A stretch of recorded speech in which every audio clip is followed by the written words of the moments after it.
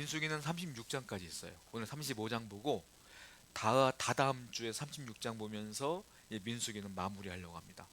민수기가 제가 이제 매주 하지 않고 격주로 하다 보니까 시간이 좀 많이 간 거예요. 거의 2년 동안 우리 민수기를 본 것 같은데요. 민수기 이제 거의 다 왔고 35장 오늘 보면서 이제 36장 마지막 결론을 하면 끝나게 될 것 같아요. 자, 기억나실지 모르겠어요. 민수기 34장에 제가 하나님께서 가나안 땅을 줄 것이다. 이제 과거 얘기하지 않고 앞으로 일어날 얘기하신다고 했잖아요.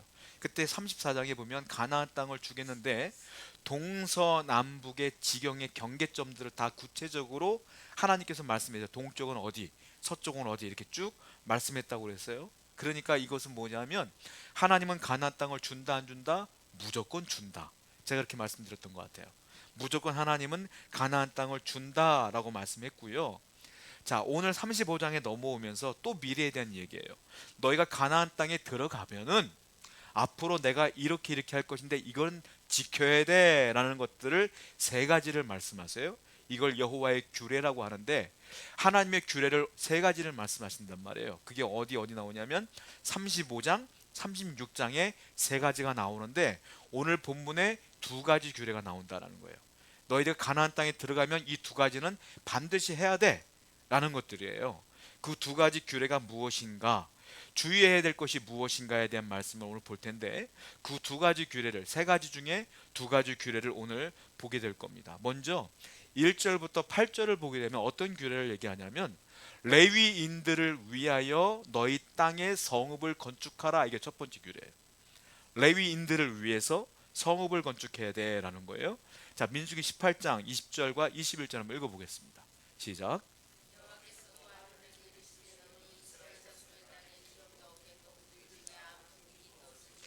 내가 이스라엘 자손 중에 내 분깃이요 내 기업이니라. 내가 이스라엘의 11조를 레위 자손에게 기업으로 다 주어서 그들이 하는 일 곧 회막에서 하는 일을.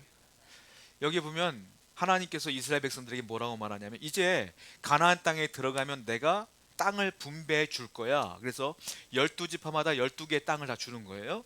그런데 레위인들에겐 뭐라고 말하냐면 너희들은 땅 안 줄 거야 이 말이에요.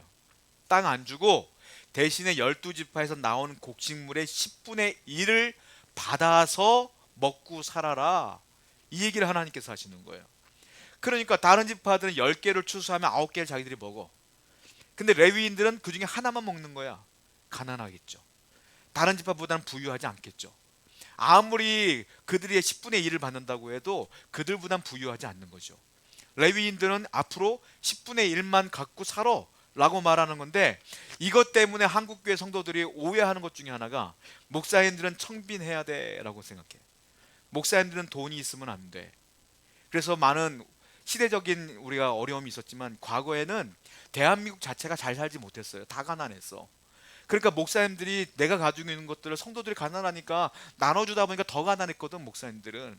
근데 그 인식이 있다 보니까 한국교회 많은 성도들이 오해하는 것 중에 하나가 목사는 가난해야 거룩한 사람, 가난하게 살아야 돼라고 오해할 때가 있어. 성경은 절대 이렇게 말하지 않아요. 여러분 천주교회 신부님들은 혼자 살아요. 그렇죠? 평생을 혼자 먹고 살고 신부님들은 성당에 다 나와 먹고 살게. 월급 적어도 살 수 있어 혼자니까. 불교의 스님들 절에 들어가 있잖아요. 세상에 뭐 할 게 뭐가 있어. 절에서 다 나와 먹고 사는 거. 목사님들은 유일하게 세상에서 살아. 그렇죠? 세상에서 결혼을 했고 가족을 일궜고 자녀를 낳아. 저만 해도 내 식구야. 자, 여러분들 내 식구가 지금 산다고 생각해봐요. 집 있어야 되죠? 그렇잖아요. 여러분들 월급 받아야 되잖아. 월급 한 명 벌어서 살 수 있어?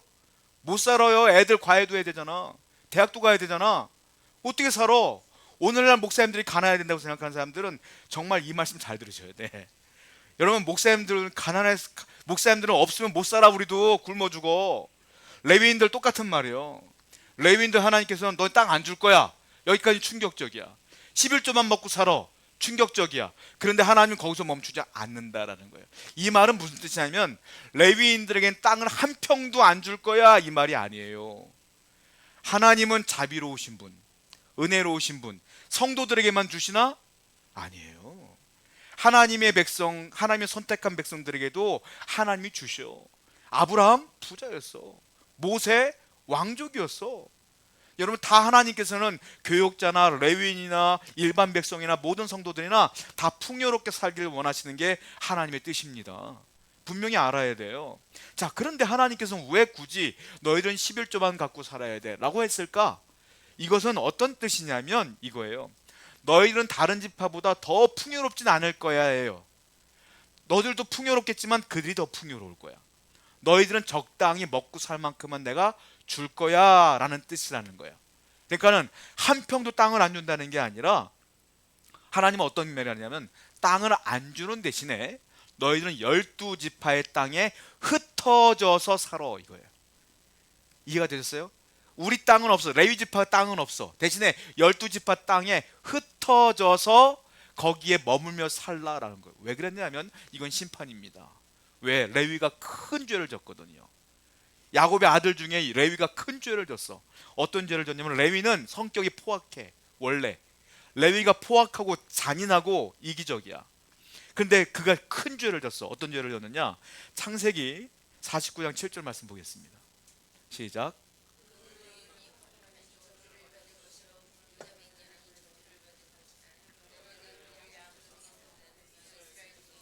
이스라엘 중에서 내가 레위를 흩을 거야. 하나님께서 명령하신 거예요. 말씀하신 거예요. 왜 그러냐면 자, 야곱의 12아들 아시죠? 그 12지파의 조상이지 않습니까? 그 중에 딸이 하나 있었어요. 딸 디나가 있었는데 세겜 땅에 놀러 갔다가 그들의 문화를 보다가 세겜 땅에 있는 하몰이 추장인데 추장의 아들도 세겜이야. 이름이 똑같아. 근데 그 세겜이 이 디나를 보고 반하는 거예요. 그래서 어떻게 하냐면 이 세겜이 디나를 강간을 해버렸어. 그랬더니 이 소식을 알았던 오빠들 있잖아요. 12명의 오빠들, 야곱의 아들. 화가 났겠죠. 근데 이 세겜이요 강간을 해놓고 뻔뻔하게 어차피 얘는 나밖에 결혼할 수가 없어. 나 결혼할래 얘랑. 이렇게 해서 집을 찾아온 거야.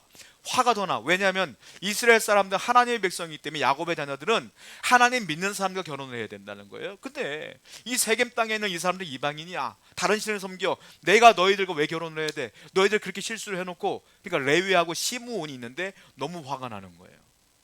어떻게 하느냐? 야, 그럼 너희들도 우리처럼 비슷해야 돼. 어떻게 하냐? 우리는 선택받은 백성으로 다 할례를 행했어. 남자들은. 너희들도 할례를 행해. 그랬더니 세겜이 아버지 하몰에게 얘기했더니 하몰이 그래 결혼만 할 수 있다면야 뭐 해라. 남자들 다 할례를 행했어요. 한 3일쯤 되었을 때에 가장 고통스러울 때 레위와 이 시므온이 칼을 들고 그 남자들 다 죽여버렸어요. 남자들 다 죽였어. 하나님은 그걸 좋게 보지 않았어요. 사람을 죽였기 때문에. 그래서 레위에게 저주를 한 거야. 어떻게 하냐면 너희들은 다 흩어질 것이니라. 레위는 포악한 사람이야. 그래서 시므온과 레위는 붙어 있으면 안 돼. 이 사람들은 둘 다 똑같아 성향이. 그래서 하나님은 흩어버린 것이다 라는 거예요. 그런데 이게요 놀라운 게 이 저주와 이 심판이 오히려 복이 돼요. 하나님은 어떤 분이냐면 죄를 지었으면 심판을 주셔요. 죄를 지었으면 반드시 결과는 물어요. 그런데 우리 하나님은 어떤 분이냐? 심판하시는 하나님이지만 사랑도 많으셔. 은혜로우신 분이야. 그 심판 위에 또 사랑을 덮어주셨어. 어떻게 됐느냐? 레위가요 12지파 가운데 흩어졌지 않습니까? 흩어지니까 어떻게 됐어요? 자, 각 지파 속에서 문제가 발생되어져요. 그럼 어떻게 되냐? 레위 지파가 선택된 백성이기 때문에 다 레위 지파로 와. 그럼 레위 사람들이 그걸 판단해줘. 하나님 말씀에 입각해서. 그러니까 각 지역에 다 레위 지파가 살기 때문에 재판관 역할을 하게 하신다. 레위가. 또 하나, 레위는 하나님의 성전을 섬기는 사람들이에요. 그러니까 하나님 말씀을 잘 알아. 그래서 이 레위 지파 사람들이 12지파에 흩어져 갖고 뭘 하느냐면 성경 말씀을 가르치는 거야. 율법을 가르치는 거야. 그래서 모든 12지파 사람들이 하나님의 은혜 가운데 거할 수 있도록 한 역할을 누가 하냐? 레위 지파 사람들이 하더라라는 거죠. 이 사람들이 저주를 받아 땅을 받지 못해 흩어졌지만 결국은 하나님의 사람으로서 역할을 충분히 감당하더라라는 거예요. 자, 그러면 12지파 가운데 복을 2배로 받은 사람이 있어요. 누구냐? 요셉입니다. 요셉은 땅을 2배로 받았어요. 자, 12지파 중에 요셉이 2배를 받았으면 땅이 13개가 돼야 되죠 원래. 왜냐하면 요셉은 요셉 지파가 없어요. 요셉의 2 아들의 이름으로 지파를 명했어. 누굽니까? 에브라임, 므낫세. 그러니까는 요셉은 땅을 하나 받아야 되는데 2 아들의 이름으로 받았으니까 2배를 받은 거죠 땅을. 그러면 땅이 13개가 돼야 되죠. 근데 12개야 땅이. 왜? 레위 지파가 못 받았으니까. 결국은 땅은 12개란 말이에요. 12개로 나눴다는 거예요. 자, 그런데 땅을 분배할 때도 하나님께서는 큰 땅이 있고 작은 땅이 있을 거 아닙니까? 여러분들은 큰 땅 같겠어요? 작은 땅 같겠어요? 작은 땅 안 같지. 회의를 하잖아요. 결과 안 나와. 네가 왜 큰 땅 가냐? 그냥 싸우지. 하나님은 어떻게 하느냐면 니네 12지파 가운데 대표 나와 해놓고 제비 뽑아. 제비를 뽑았어요. 제비를 뽑았을 때 큰 땅이든 작은 땅 나오잖아요. 어쩔 수 없어. 하나님 명하시고 너희들 그 땅 살아. 이렇게 해서 하나님은 임의대로 하나님의 뜻대로 다 분배해서 12지파를 갖는데 어떤 땅은 크고 어떤 땅은 작더라라는 거예요. 자, 여기서 하나님께서는 레위인에게 은혜를 주시는데 어떻게 하느냐면 너희들은 땅은 없어. 대신에 12지파 너희들은 너희들의 땅을 갖고 의무적으로 흩어져 있는 레위인들을 위하여 성읍을 그 땅에 줘야 돼. 이렇게 말하고 있어요. 왜? 레위인도 집이 있어야지 살려면. 레위인도 곡식을 기르고 또한 짐승들을 키워야지 먹고 살려면. 근데 땅이 없어. 그러니까 어떻게 하냐면 각 지파에 레위인들을 위해 성읍을 지어라. 큰 땅에 있는 사람들은 성읍을 많이 지어라. 작은 땅은 좀 적게 지어라. 해서 성읍을 몇 개 지느냐면 48개를 지라고 하는 거예요. 그 레위인들이 흩어져 있는 레위인들이 거기 살라고. 성읍의 크기는 어떻게 되냐면 2000규빗 동서남북으로 가로 세로 2000규빗짜리 성읍을 지어라 이렇게 말하고 있어요. 2000규빗이 얼마냐면 1규빗이 45cm예요. 한 요 정도 되는 거예요. 이걸 계산으로 하면 2000규빗은 약 900m 돼요. 거의 1km. 그러니까 가로 세로 1km 900m 정도 되는 성읍을 지어 놓는 거예요. 지금으로 말하면 시골 마을의 작은 마을 정도? 그 정도의 성읍을 자기네 땅 안에 성읍을 그게 지어 놓는 거야. 자, 그런데 레위인들은요 24시간 내내 365일 내내 죽을 때까지 성전에서 먹고 사는 사람들이 아니야. 레위인들은 어떻게 하느냐, 반차를 따라 순서를 정해놓고 이번에는 나야. 그러면 내가 성전에 올라가서 하나님의 성전을 섬기고 청소하고 그릇 닦고 또 예배 때마다 하는 진설병 차려놓고 이런 역할을 다 해요 레위인들이. 그리고 자기 순서가 끝나면 집에 내려가. 집에 내려가서 또 왜 자기 순서가 올 때까지 가족들과 함께 들로 나가서 양도 쳐야 되고 또한 염소도 쳐야 되고 소도 길러야 되고 농사도 져야 돼. 생활이 있으니까 살아야 되니까. 그런데 성읍만 있고 양을 치려고 하는 게 들판이 없네. 하나님이 어떻게 하느냐, 성읍을 지어놓고 그 옆에다가 그들이 레위인들이 먹고 살 수 있을 정도로 양을 칠 수 있을 정도의 들판도 줘라. 그 들판의 크기는 얼마냐, 성읍처럼 똑같이 줘라. 가로 세로 2000규빗짜리를 줘라 이렇게 말해요. 그러니까 레위인들을 통해서 그 들과 성읍과 집, 성읍 안에 집을 짓는 거니까 다 포함하면 가로 세로 약 2km 정도 되는, 이게요 작지 않아요. 그 큰 곳을 48개를 만들어라. 그래서 레위인들이 흩어져 살면서 그들도 먹고 살아야 되니까 먹고 살 수 있도록 해줘라. 그리고 너희들의 10분의 1은 레위인들에게 줘서 그들 또한 먹고 살게 해줘라 라고 하나님은 이스라엘의 모든 지파를 먹여 살려주시는 거예요. 그것이 규례야. 첫 번째 규례. 너희들의 땅에 48개의 성읍을 만들어라 라고 말하는 거예요. 그리고 또 하나의 규례를 줘요. 뭐라고 말하냐, 48개의 규례 가운데 6개를 뽑아서 도피성이라는 걸 만들어라 이렇게 말해요. 도피성이 뭐냐면, 자, 요단강이 가운데 있고요, 이제 요단강 동편에서 서편으로 넘어가면 여기가 가나안 땅이야. 어떻게 하느냐, 자, 가나안 땅이 전역으로 봤을 때 동편에도 이스라엘 백성들이 살아. 우리가 알고 있는 것처럼. 그렇죠? 여기가 조사원이 머물게 됐던 루벤 지파 있잖아. 갓 지파 있잖아. 그러니까 요단강을 중심으로 해서 도피성을 동편에 3개, 서편에 3개를 만들려고 하는 거예요.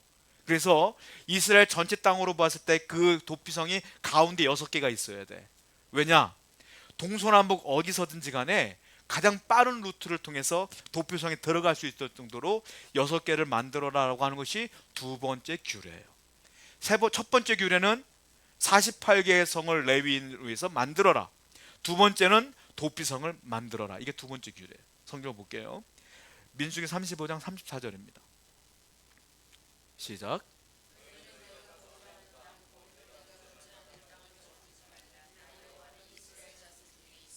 자, 그러면 하나님이 도피성을 왜 만들려고 했느냐? 도피성을 만들려고 하는 이유가 있을 거 아닙니까? 그 이유가 뭐냐면 누군가가 어떤 사람을 죽이려고 했을 때 도망갈 곳이 필요해요. 그래서 거기가 도피성이야. 거기에 들어가면 아무도 못 건들게 하는 거야. 거기는 아무도 못 건드는 곳이야. 그 6군데는.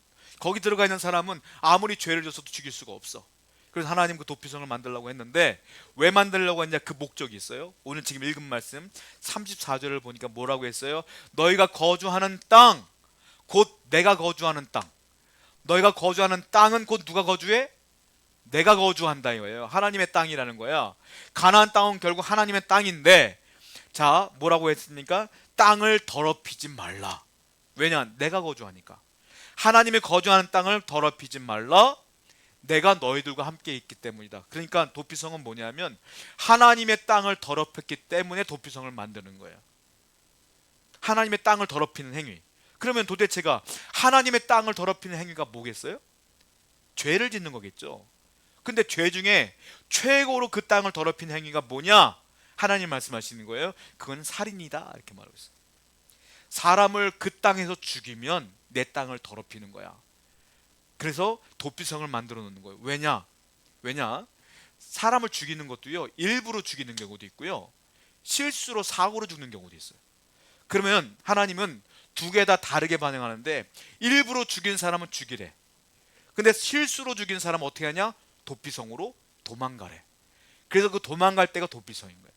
그래서 하나님은 그 땅을 더럽히는 행위, 그것 때문에 도피성을 만드는 것이고, 억울한 누명을 쓰는 사람 때문에 도피성을 만드는 것이다 라고 말하고 있어요. 민수기 35장 33절 한번 보겠습니다. 시작.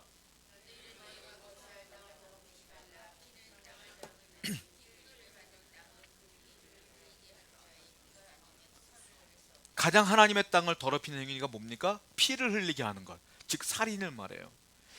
누가 누구를 죽이잖아요? 그러면 살인을 했어요? 그럼 어떻게 그 땅을 깨끗하게 하느냐? 죽인 사람의 피도 흘러야 그 땅이 깨끗해진다는 거야. 한마디로 말하면 내가 사람을 죽였으면 하나님은 나도 죽이라는 거예요. 그래야 그 땅이 깨끗해진다.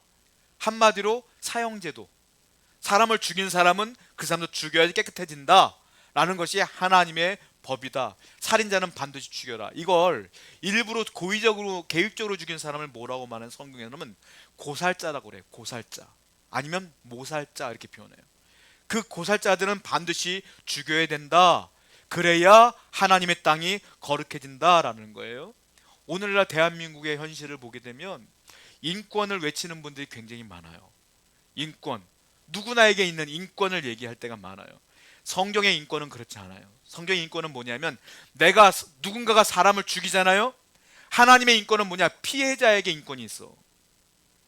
가해자의 인권은 하나님이 생각하지 않아. 어떤 사람이 어떤 사람을 죽였으면 피해자의 인권만 생각하셔. 하나님은 그 가해자는 어떻게 하라? 죽여라. 이게 하나님의 법이야. 근데 오늘날 많은 사람들 어떻게 돼요? 사람을 죽이면, 아니 사람을 죽인 사람도 인권이 있는데, 제가 교도소 근무했다가 몇 번 얘기했죠. 거기 살인자도 제가 몇 번 봤어요. 잘 먹고 잘 살아. 살이 얼마나 쪘는지 몰라. 밥 나오는 거 있어요. 저도 군인이니까 식판은 밥 나올 거 아닙니까? 제가 먹는 것보다 더 좋아. 걔들 맨날 고기 먹어. 제가 얼마나 불쌍해 보이는지 소지가 나한테 간식을 주더라니까. 나 그거 얻어먹고 살았어. 오히려 더 잘 먹어. 왜? 가해자들의 인권을 존중해요. 우리나라뿐만이 아니라 전 세계가 다 그러지. 성경은 뭐라고 말하냐? 가해자의 인권을 생각하지 말라 이거야. 피해자의 인권이 더 중요한 거야. 억울한 사람들, 이 사람들. 이게 하나님의 법이야. 사람을 죽였으면 그 사람도 죽여야 내 땅이 거룩해지고 깨끗해지는 거야 라고 말하는 거예요. 왠지 아십니까? 왜 하나님은 살인죄를 그렇게 크게 보시는지 아세요? 왜냐? 하나님은 짐승들은 잡아먹으라 그랬어. 왜? 짐승은 키워도 먹고 사냥해도 먹어. 근데 아무런 죄의식 없어. 왜냐? 짐승은 그냥 만들었어. 하나님이. 사람은 그냥 안 만들었어. 어떻게 만들었어요? 하나님의 형상을 따라 만든 유일한 존재가 누구냐? 사람이에요. 하나님의 형상이 우리 안에 있어요, 없어요? 있어요. 사람을 죽이는 행위는 그러므로 하나님 보실 때는 하나님의 형상을 무시하는 행위야. 이거는 하나님을 무시하는 행위야. 그리고 하나님은 큰 죄 중에 살인을 가장 크게 보시는 거예요. 그래서 사람을, 그 하나님의 형상에 들어있는 사람이 잘난 사람이든 못난 사람이든 우린 존중해 줄 줄 알아야 돼요. 여기 성도들 가운데도요, 우리 가운데도요, 어떤 사람은 많이 배웠거든 못 배웠고, 어떤 사람은 많이 가졌거든 못 가졌어. 그런 거 중요하지 않다는 거야. 우리 안에 다 뭐가 있어? 하나님의 형상이 있어. 다 하나님 보시니 똑같은 거야. 다 소중한 아들이요 딸이요 우리는. 그러니까 사람의 목숨을 빼앗는 행위는 하나님이 용납할 수 없는 행위이다. 그러니까 가해자에게는 하나님께서는 인권을 존중해 줄 이유가 하나도 없어. 너가 내 사랑하는 자녀의 목숨을 빼앗았으니 너도 죽어야 돼. 이게 하나님의 법이다 라는 거예요. 그런데 하나님은 모든 살인을 똑같이 취급하지 않더라. 아까 말씀드린 것처럼 고의적 살인만 그렇게 하시고 부지부식 가운데 사고로 죽는 경우도 있지 않습니까? 한번 성경을 볼게요. 민수기 35장 22절 23절입니다. 한번 읽어보겠습니다. 시작.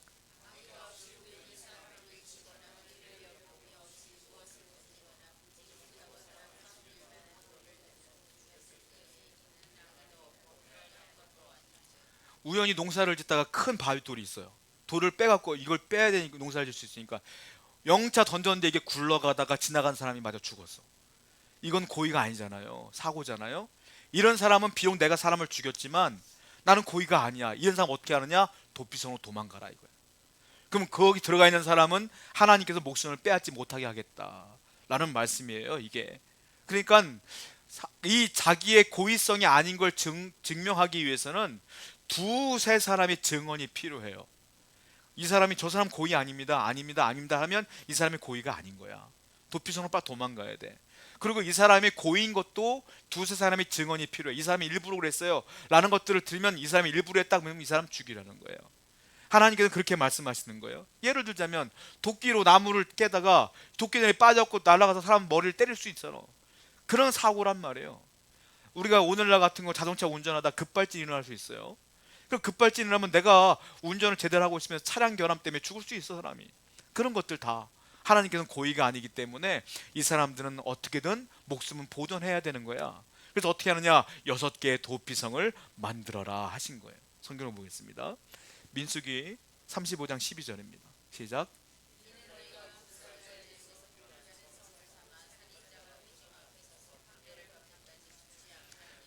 그러면 그 고의성이 없는 살인을 저지른 사람들이 무엇인가 때문에 도망가야 될 거 아닙니까? 뭐가 있으니까. 그 뭐가 뭐냐면 여기 보니까 복수할 자에게서 도피하는 성을 만들어라. 복수할 자. 왜? 내가 사고로 누군가가 죽었는데 그 사람에게 가족이 있을 거 아닙니까? 그리고 친척도 있을 거 아니에요? 그 친척이나 가족 중에 복수할 자가 있어. 성경에 보면 어벤져라고 하는데 영어로는 어벤져, 대신 복수해 주는 사람이야. 이 사람이 구약 성경에 있었어. 그 사람이 반드시 그 구약 시대의 율법은 눈에는 눈, 이에는 이니까 너를 죽이려고 할 거야. 그러니까 너는 고의로 한 것이 아니니까 빨리 도망가. 그러니까 실수로 사람을 죽이게 되면 두 가지를 빨래야 돼. 첫 번째, 무조건 도피성으로 도망가야 돼. 집에 들려서 옷을 챙겨? 아니야. 무조건 도피성으로 가야 돼. 왜? 복수하는 자가 자기를 자주 죽이니까. 빨리 도피성으로 가라. 두 번째로는 너의 억울함을 풀어줄 만한 증인들을 찾아서 재판을 열어서 그 사람들로 인해서 억울합니다. 이 사람은 사고로 한 거예요. 라는 것들을 받아야 된다는 거예요. 그런데 혼자 있다 그런 경우도 있잖아요. 증언할 사람이 없어. 그렇죠? 그러면 어떻게 되느냐? 도피성에 들어가서 죽을 때까지 못 나와. 왜냐? 나오면 복수할 자가 죽이니까. 그러니까 못 나와. 도피성이 있으면 늙어 죽어야 돼 거기서. 그러니까 여러분들이 도피성이요, 우리가 흔히 오해하는 것 중에 하나가 도피성은 하나님께서 아니 사고를 죽였어도 피해자 입장에서 억울한 거 아니에요. 하나님은요 어떤 거냐면 아니 이 사람은 사고로 사람을 죽였기 때문에 무죄해 이게 아니야. 무죄한 게 아니라 목숨만 못 빼앗게 하는 거야. 이 사람도 죄가 있는 거야. 도피성은 뭐냐면 말이 좋지 요즘 말로 말하면은 가택연금 당하는 거야. 더 리얼하게 말하면 감옥이야. 도피성은 쉽게 말하면 감옥에 들어가는 거예요.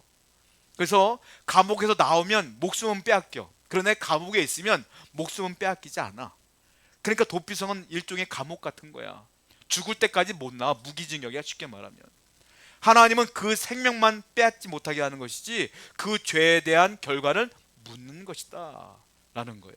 그런데 여기서 중요한 단어가 나오는데 복수할 자가 나와요. 복수할 자의 히브리 원어가 뭐냐면 고엘이에요.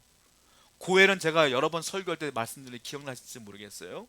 고엘은 여러 가지 구약 성경의 중요한 단어인데 여러 가지 의미로 나와요. 첫 번째로 어떤 거냐면 우리 친척 가운데 가난해서 내가 갖고 있는 땅을 팔아서 먹고 사는 경우도 있어.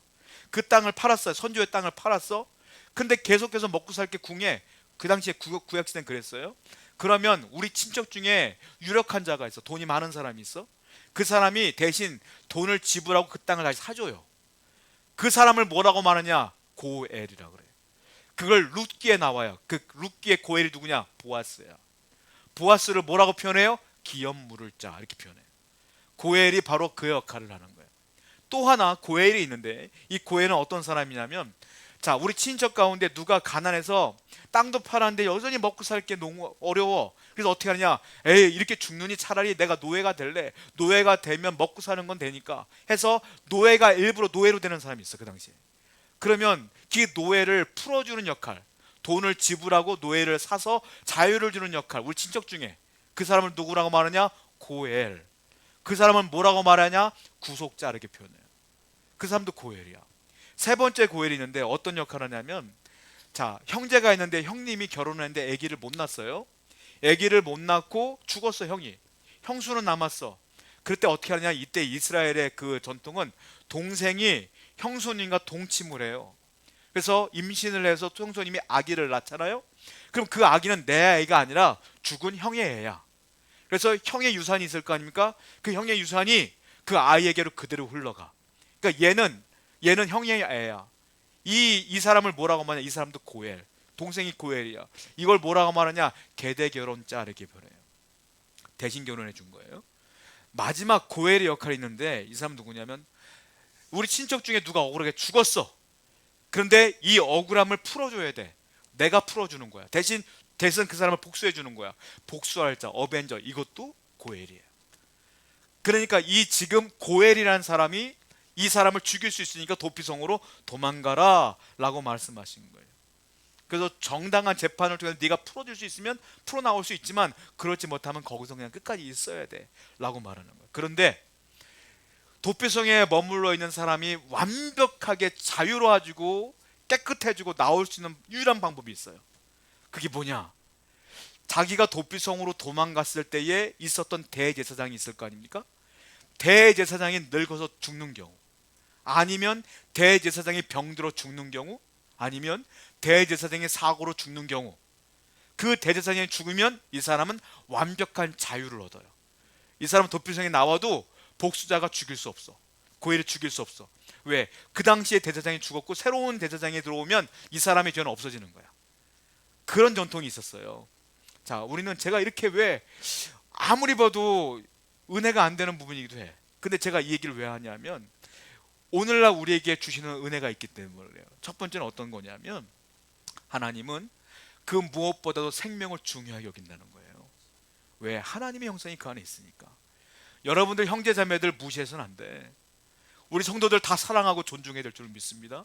하나님께서는 정말로 사랑하는 백성들이 여기 모여 있는 거예요. 하나님은 인간의 생명을 소홀히 여기지 않아요. 제가 가만 보니까 예전에보다, 저 어릴 때보다 지금 사건 사고를 보면 잔인한 게 한두 가지가 아니에요. 아니, 별것도 아닌 것 때문에 자기 기분 나쁘다고 칼 들고 나가서 사람 죽이고 말이에요. 게임하다가 기분 나쁘다고 해서 칼 들고 나가다 아무나 죽이고 말이에요. 이번에 뉴스 보세요. 엘리베이터에서 여성을 때리고 자기의 정욕을 채우고자 하는 그런 모든 행위들을 볼 때, 야, 세상이 인간의 생명을 너무 경시하는 거 아니냐 라는 생각이 드는데, 이 원인들이 어떻게 생겨난 거냐면 18세기에 계몽주의가 있었어요. 계몽주의가 뭐냐면 인간의 이성을 가장 최우선으로 둬요. 인간의 이성, 인간의 교육, 인간의 이성, 인간의 과학, 인간의 의술, 이런 것들로 인해 세상은 변화될 것이다. 이 모든 것들이 인간의 힘으로 바뀌어질 거야. 이게 계몽주의예요, 사실은. 이 계몽주의의 영향을 받은 게 뭐냐? 진화론이에요, 진화론. 근데 오늘날 우리 아이들도 다 고등학교 교육 받을 때 보니까 다 진화론에 입각하여 교육을 받아. 모든 사람들이. 진화론과 계몽주의의 특징이 뭔지 아십니까? 생명 경시 현상이 있어요. 생명을 경시 여겨요. 거기서 나온 집단이 있거든. 진화론에서 나온 집단이 있어. 그 집단이 뭐냐면 신세계 질서라는 집단이 있어요. 이렇게 말하면 무슨 말인지 모르겠죠. 여러분들, 이 종교 집단이거든요. 이 사람들이 하는 첫 번째 역할이 뭐냐면 종교를 다 파괴하자가 첫 번째야. 두 번째가 뭐냐면 이 세상의 인구를 5억으로 줄이자 이거야. 그 사람들의 사명이야 그게. 인간의 생명을 5억만 남겨놓자야. 인간을 벌레 취급한다니까. 예전에 장기 밀매 같은 거 보세요. 내가 돈 벌기 위해 사람 죽여고 장기를 끄집어 팔아. 이게 생명을 벌레보다 못하게 하는 거 아니냐는 거예요. 하나님을 믿는 신앙인들은 생명을 그렇게 여기서는 안 된다는 거죠. 하나님은 생명을 중요하게 여긴단 말이에요. 우리는 그러므로 형제자매를 소중하고 중요하게 여기는데 성경은 그걸 가르치고 있다는 거예요. 두 번째 우리가 깨달을 게 뭐냐면 사회적 관점으로 보게 되면 사형제도의 부활이야. 어떻게 보면 대한민국의 형법 250조를 보게 되면 사람을 죽인 사람은 반드시 죽이라는 법이 있어요. 그게 사형제도예요. 근데 오늘날 사형제도가 이루어지지 않고 있어요. 법은 있는데 집행은 안 돼. 왜? 인권이 중요하니까. 그들의 인권을 중요하니까. 근데 사회적 법으로 말하면 하나님의 법은 뭐냐면 사람을 생명을 앗아간 사람들도 죽어야 되는 게 맞는 거거든. 그럼 이렇게 주장하는 사람도 있어요. 구약의 율법대로 이 세상의 법을 정합시다. 신법주의자들이 있어. 근데 그것도 잘못됐지. 왜냐하면 그 당시의 법을 대한민국 땅에 적용하기가 쉽진 않죠. 그 당시의 법을. 제가 지금 말씀드린 것은 그 당시의 법을 그대로 적용하자는 게 아니라 그만큼 사람의 생명을 중히 여기는 사회가 돼야 된다는 거예요. 이게 성경적이라는 거야. 사람을 무시하거나 억누르거나 내 욕심을 채우기 위해 그 사람을 피해자로 만드는 행위는 절대 있어서는 안 된다는 거예요. 이게 하나님이 말씀하시는 법이라는 거예요. 왜? 이거는 아브라함 전부터 모세 전부터 하나님이 정해놓은 거야. 이거는 구약 율법이 아니에요. 하나님의 마음이야. 성경을 볼게요. 창세기 9장 6절입니다. 읽어볼게요. 시작.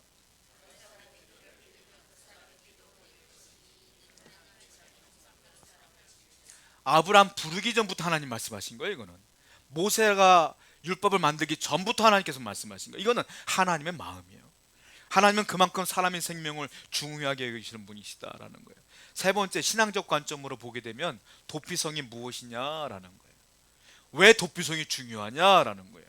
여러분 아까 제가 말씀드린 것 가운데 도피성에 들어가 있는 사람이 완벽한 자유는 어떻게 얻는다고 그랬죠? 대제사장이 죽어야 돼. 그 대제사장이 피를 흘려야지 자유를 얻는 거야. 도피성은 누구를 예표하냐면 예수 그리스도를 예표하는 거예요. 왜냐하면 히브리서를 보게 되면 예수님을 어떻게 표현하는지 아십니까? 우리의 대제사장이신 예수 그리스도 이렇게 표현해요. 예수님, 대제사장이신 예수님이 나를 위해 뭐 했어요? 죽었어. 죽었기 때문에 내가 이제 뭐가 된 거예요? 자유를 얻은 거야. 하나님께서 미리 얘기해 주신 거예요. 도피성은 꼭 예수님을 의미하는 것이다 라는 것이죠. 자, 마태복음 5장 21절과 22절 한번 읽어보겠습니다. 시작.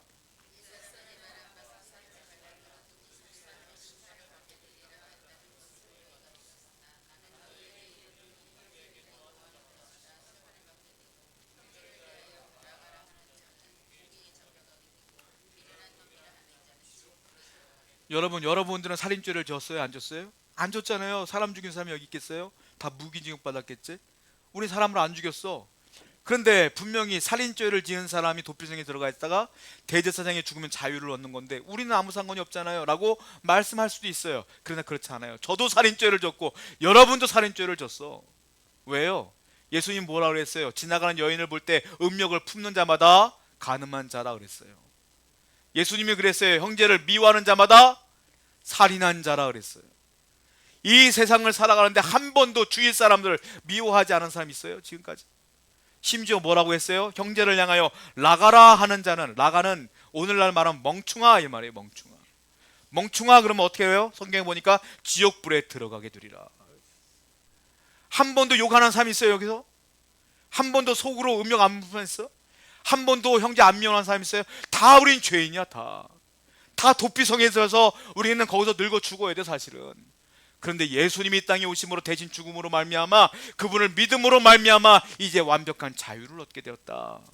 이것이 감사 아니에요? 이것이 은혜라. 이것이 구원이다. 그래서 저와 여러분들은 지옥불에 들어가야 되지만 우리의 대제사장이신 예수님이 돌아가심으로 말미암아 그분을 믿음으로 나음을 얻었고 구원 얻었으니 이것보다 감사한 게 어디냐는 거예요. 항상 감사하시고 오늘도 감사하시고 내일도 감사하시고 기뻐하시는 여러분 되기를 축원드립니다. 우리 함께 기도하겠습니다. 말씀을 기억하시고